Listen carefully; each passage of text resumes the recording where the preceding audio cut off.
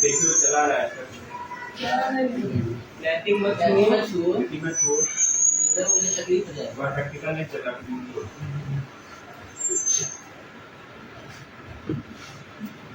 ऐसे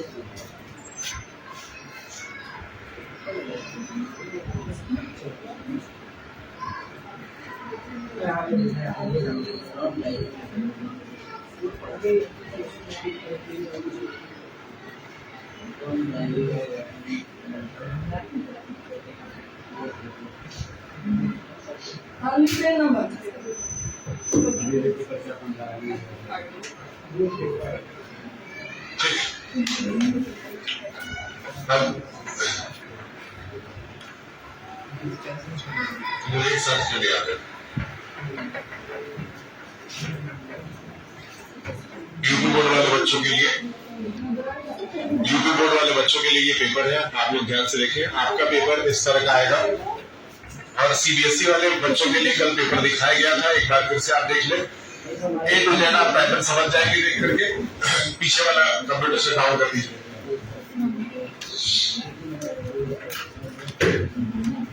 आप एक बार बताइए,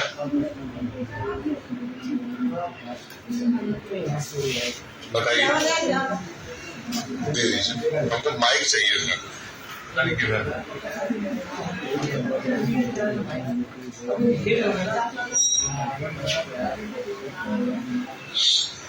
ठीक, आपके सामने दोनों पेपर्स हैं। यूपी बोर्ड वाले बच्चों का पेपर देख लें।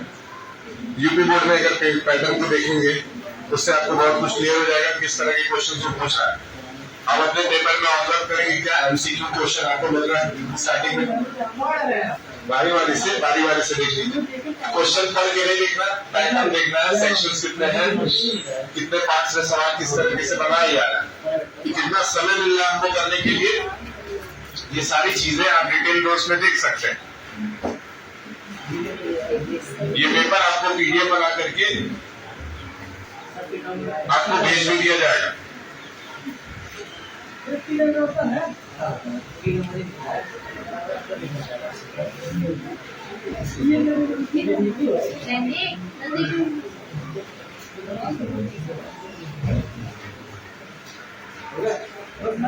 ठीक, कुछ इसी तरह का पेपर आपका आएगा।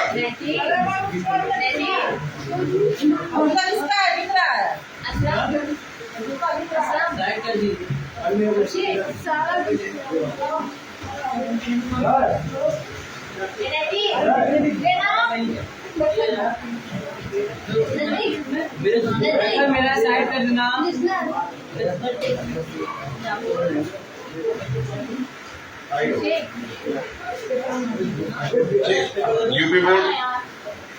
यूपी बोर्ड वाला पेपर मुझे देना, आपको समझा देता हूँ कैसे आपको करना होगा। पढ़ना नहीं है।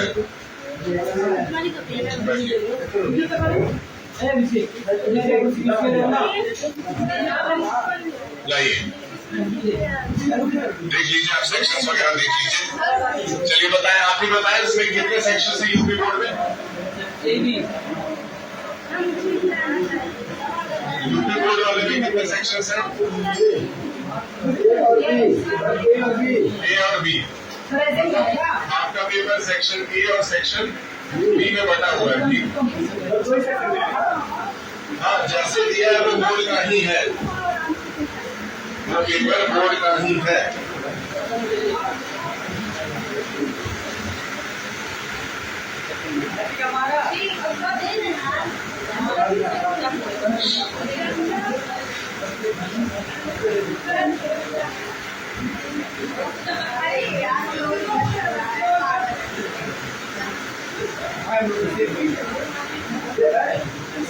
मेरे पास मेरे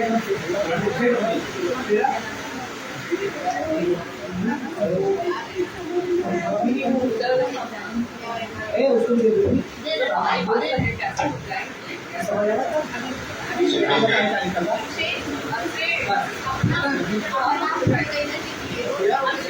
तुम्हारा पूरा पीट गया पूरा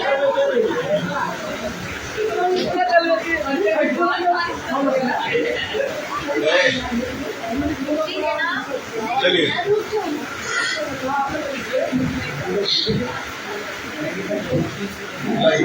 हम समझाते हैं क्या दिया है, ठीक है। यूपी बोर्ड वाले ज्यादातर बच्चे हैं, यूपी बोर्ड वाले आपका पार्ट ए पहला पार्ट जो मिलेगा इसमें आप पैराग्राफ पढ़ेंगे और एमसीक्यू टिक करेंगे। मेरे ख्याल से कोई बड़ी बात नहीं है, पैराग्राफ पढ़ेंगे एमसीक्यू टिक करना। फिर आपको एक पैराग्राफ मिलेगा और एमसीक्यू मिल रहा है।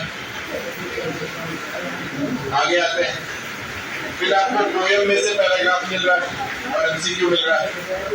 फिर आपको चूज द करेक्ट ऑप्शन, मतलब चूज द करेक्ट ऑप्शन का भरमार आपको है।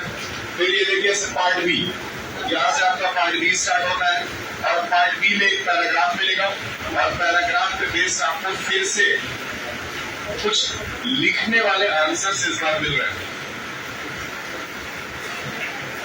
ठीक, अब इस बार लिखने वाले आंसर्स मिले। अब यहाँ से राइटिंग स्किल, मतलब ग्रामर वाला पोर्शन जो आपको करना है उसमें क्या क्या है देख लीजिए। ग्रामर वाले में सबसे पहले आपका आ रहा है यू आर अलकिता, यू आर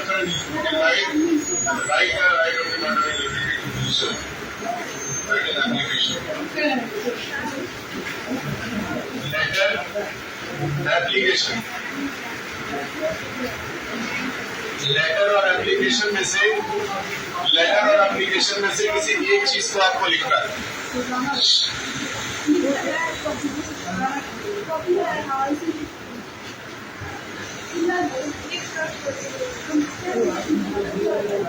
लेटर और एप्लीकेशन में से कोई एक लिखना रहेगा और ये आपको पढ़ना है कितने नंबर का? 4 नंबर का, मतलब 4 नंबर का लेटर एप्लीकेशन।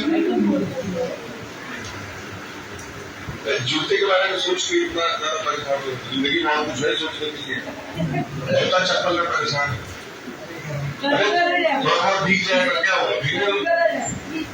याद है क्या सवाल लेंगे आप बीच में नहीं बोलो, याद देखो। फिर एक पैराग्राफ 80 से 100 वर्ड का आएगा 6 नंबर में। एक पैराग्राफ राइटिंग आ रहा है, एक आपका आ रहा है पैराग्राफ राइटिंग, वो मिल रहा है आपको 6 नंबर का। तो 6 4 10 नंबर का ग्रामर यहाँ से हो गया। फिर उसके बाद है एक आर्टिकल लिखने के लिए आ रहा है और ये भी आर्टिकल आपका 6 नंबर का है। आर्टिकल मतलब पैराग्राफ भी मान के चलिए 6 नंबर का है।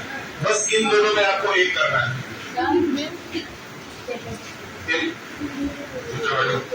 इन दोनों में आपको एक करना है,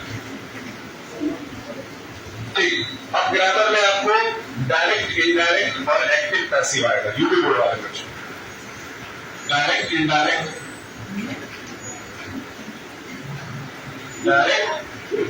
इनडायरेक्ट और साथ में एक्टिव और पैसिव। ये ग्रामर में 2 चीजें हैं जो आपको एडअप हो रही है। और लास्ट में आपको क्या आ जाएगा? ट्रांसलेशन। क्या आ जा रहा है?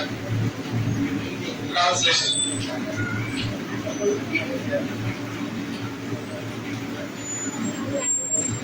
ये आ गया आपका ट्रांसलेशन। ट्रांसलेशन के बाद आगे बढ़ते हैं और ट्रांसलेशन के बाद आप पूरे साल जो किताब में से जितनी स्टोरीज पढ़ेंगे उसके ऊपर क्वेश्चन आंसर आपको आएगा। ये हो गया आपका सारा का सारा क्वेश्चन आंसर जो पूरे चैप्टर में से बना है और लिखा हो गया आपका पेपर खत्म। मतलब आपको ग्रामर के लिए ये पोर्शन आपको तैयार करना है। ये ग्रामर के लिए आपको तैयार करना चाहिए यूपी बोर्ड वाले बच्चों, ठीक है। ये हो गया आपका पोर्शन। अब लाइए जो चैप्टर था उसको पढ़ते हैं। टाइगर इन द जू वाला एक चैप्टर था, उसको निकालें।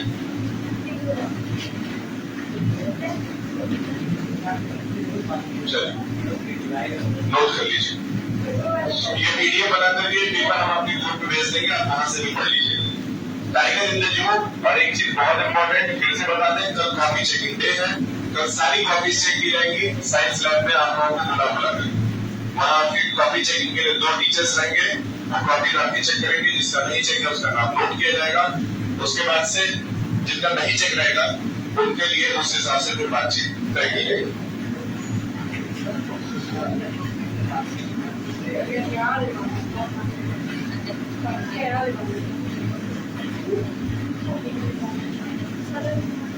आइए चैप्टर पढ़ते हैं। इसको इरेज कर देते हैं, चैप्टर का नाम डाल देते हैं, आप नोट कर लीजिएगा कितना कुछ यूपी बोर्ड वालों बच्चों को कर रहा है। अगर नहीं नोट कर रहे हैं कोई बात नहीं, आपके वीडियो में शूट हो रहा है, आप घर में जाकर के पढ़ सकते हैं।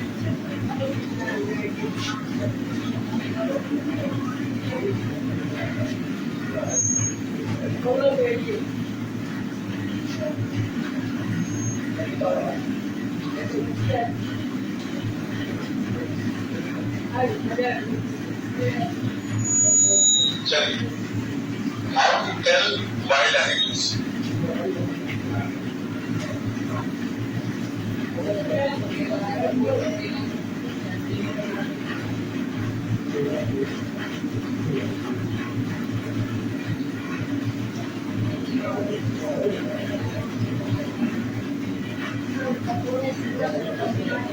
चैप्टर का नाम आप सबों की किताब में यही दिया है, क्या आपके में भी वही दिया है?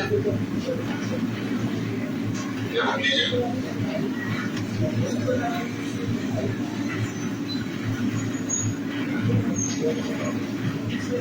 चलिए पहला संख्या पढ़ते हैं। If ever you should go by chance to a jungle in the east. East की बात क्या की है, मतलब ईस्ट इंडिया की बात की गई है। भारत के ईस्ट में कौन कौन से राज्य पड़ते हैं? 7 सिस्टर स्टेट्स पड़ते हैं, जिसमें नागालैंड, मिजोरम, मणिपुर और नागालैंड, मिजोरम, मणिपुर, असम और कम से कम 3 स्टेट्स वाले छोटे छोटे बताए। सिक्किम का नाम आपने सुना है? सिक्किम, गोवा नहीं। तो यहाँ पे ईस्ट इंडिया की बात की जा रही है और बोला जा रहा है कि जब भी आपको मौका मिले, अगर आप कभी ईस्ट इंडिया में गए हुए हो, ईस्ट इंडियन साइड में घूमने के लिए गए हुए हो, तो वहां आपने क्या देखा होगा? And if there should to you advance a large and downy beast। downy का मीनिंग लिखिए, येलोइश ब्राउन, मतलब पीला भूरे कलर का। नोट करिए, डाउनी का मतलब क्या है? पीला भूरे कलर का। Downy beast. बीस्ट का मतलब होता है बड़ा जंगली जानवर। बीस्ट का मतलब क्या है? बड़ा जंगली जानवर। अगर आपके बुक में मीनिंग नहीं लिखा हो तो लिख लीजिए। If he goes at you, you are dead।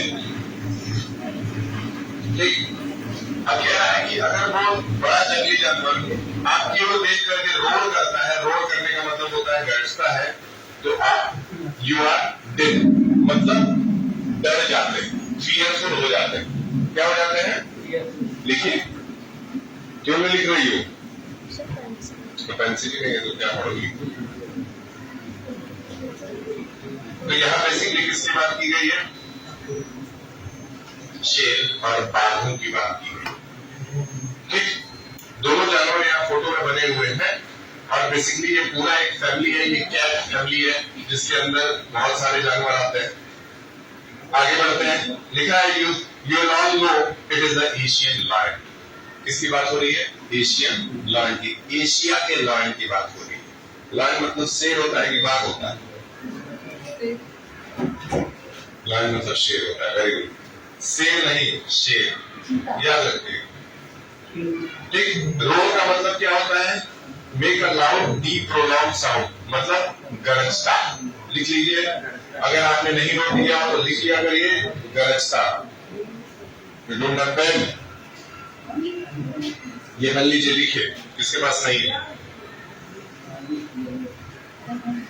तुम्हारे में लिखा हुआ है?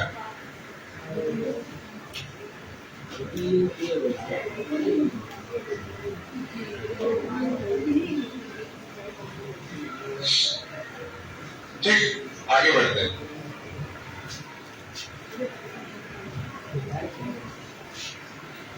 Or if sometime when roaming around, a noble wild beast greet you with black streak and a yellow ground, Just notice if he eats you.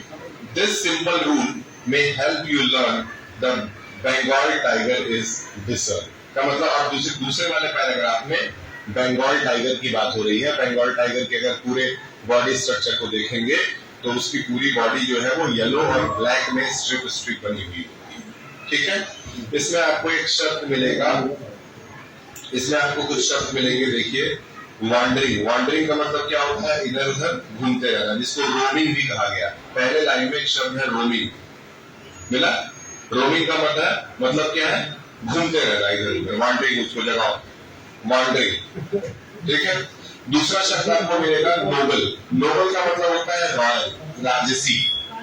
मतलब एक तरह से यहाँ पे जो ये बाघ है, इसको क्या कहा गया है? जंगल का राजा कहा गया है। ये चीता नहीं है।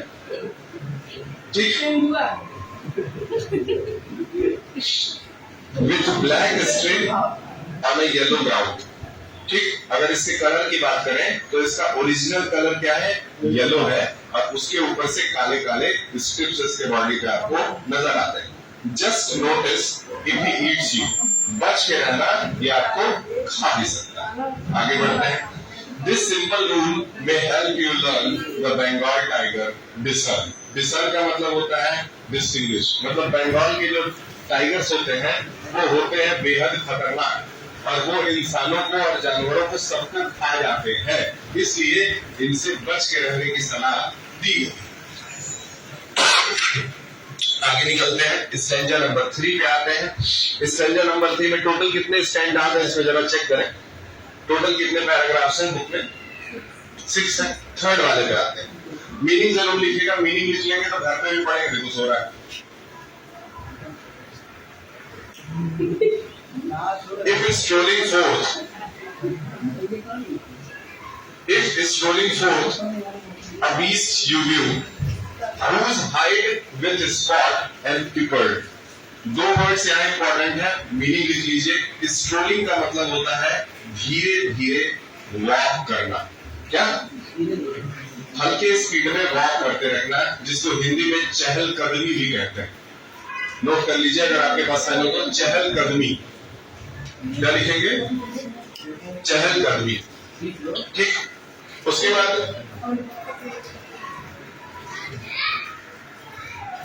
ठीक, if strolling for the beast you view, who hides with spot and peppered, as soon as he leapt on you, you'll know it is a leopard. अब जाकर के leopard यानी चीते की बात हो रही है।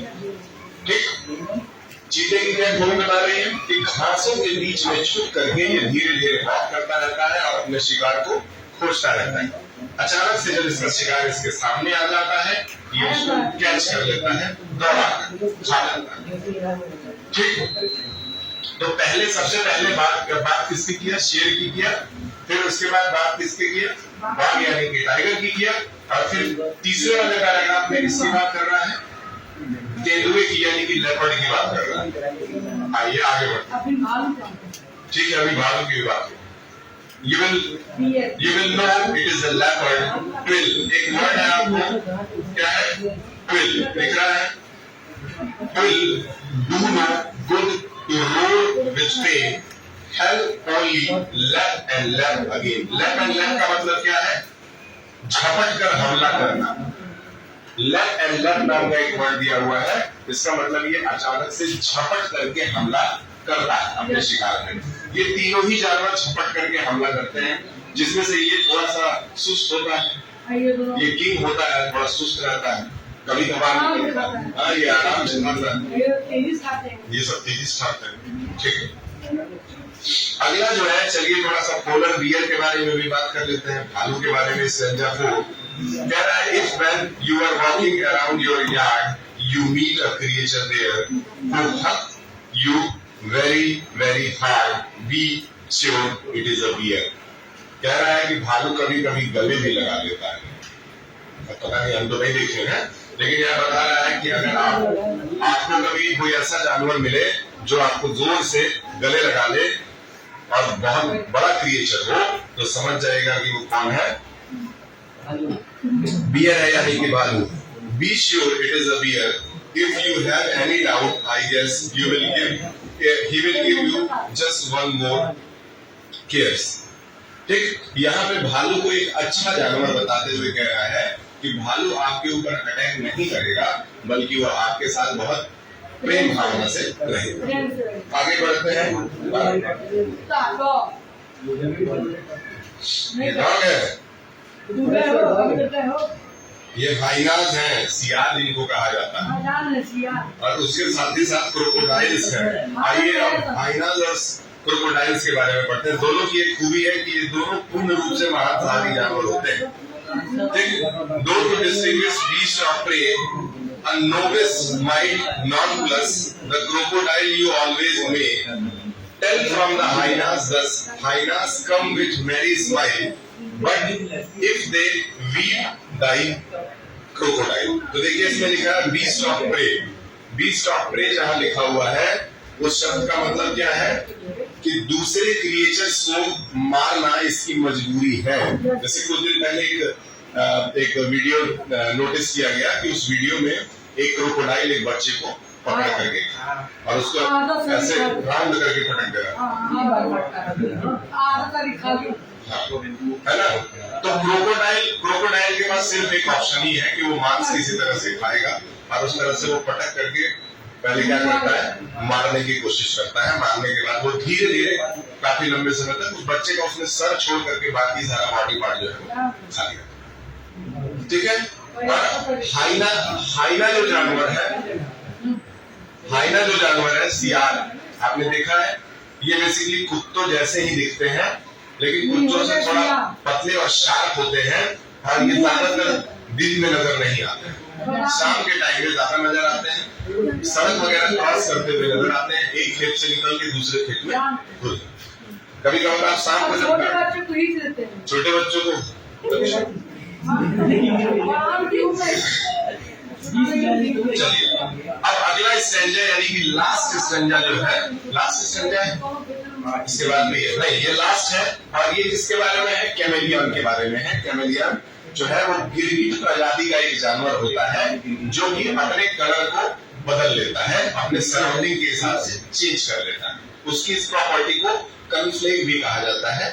तो दिखा है the true chameleon is small, chameleon छोटे साइज के होते हैं, और lizard sort of things, lizard family से ये बिलोंग करते हैं, and hasn't any years at all, इनके पास किसी भी तरह का कोई कान नहीं होता है। ठीक है, इनके पास कान नहीं होता है, and not a single, vibration से सुन लेते हैं, and not a single wing, और इनके पास उड़ने के लिए कोई पंख भी नहीं होता है। And there is nothing on if there is nothing on a tree, is the chameleon you see. ठीक है, जिस समय पेड़ पे और कोई दूसरा जानवर नहीं दिखता है, उसी समय इस तरह के कैमेलियन जानवर नजर आते हैं। ये चैप्टर में आपको 5-6 जानवरों के बारे में थोड़ी बातें बताई गई, जिसमें से आपको 3 ऐसी प्रजातियां थी जो कि टाइगर, लायन, लेपर्ड की थी। एक ही परिवार से तीनों बिलोंग करते हैं। तो अभी तक आपने जितने जानवरों के बारे में इसमें पढ़ा, आपके हिसाब से सबसे अच्छा जानवर जो था वो बियर था, सही है? बियर क्योंकि बताया गया कि वो ह्यूमंस के साथ अच्छा बिहेव करता है। और सबसे खतरनाक जानवर जो था वो कौन था? क्रोकोडाइल। चलिए, चीता तो कभी कभी आपको छोड़ भी देगा, लेकिन क्रोकोडाइल तो फिर पानी में डूबो के भी मार देगा। चीता से तो बच भी सकते हैं। शेर साथ सुनी तो चीता से लड़ गया था, बच गया, लेकिन मगरमच्छ से नहीं जीत पाया, क्योंकि मगरमच्छ आप पे अटैक करेगा तो आपको पानी के अंदर खींच के ले जाएगा। ठीक है, इस चैप्टर का क्वेश्चन आंसर आपके पास अभी जाएगा, आप इसको जरूर कर लीजिएगा। इतना ही मात्र आपको आज पढ़ना है, आप जा सकते।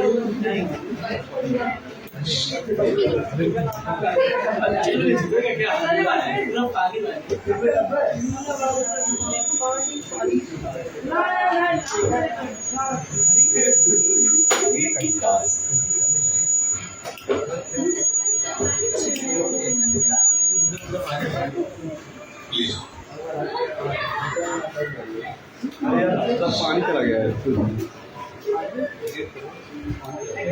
तो यार